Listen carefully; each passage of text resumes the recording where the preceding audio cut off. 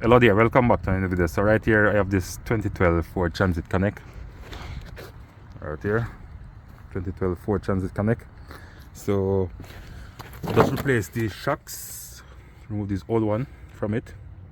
So because this van carrying loads in the back, so I get these shocks on Amazon.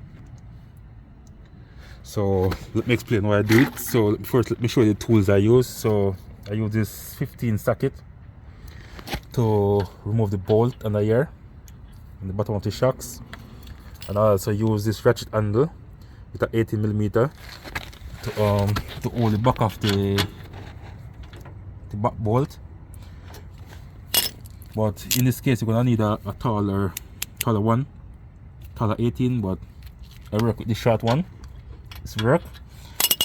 So right here I take a knife, it's a regular knife from AutoZone, and I cut a hole right here to get out that bolt, which is the 15 socket I use to remove the upper bolt. So you can just push it in just like that and it's okay. So it prevents you from removing all the wheel guard right here. Easier to just cut a hole right here and get it out, just like that, guys. Just push it in and leave it like that. There you go. This is the box coming. It shows load adjusting shocks observer. So what I'm going to do, I'm going to put the link in the description where you guys can get it on Amazon.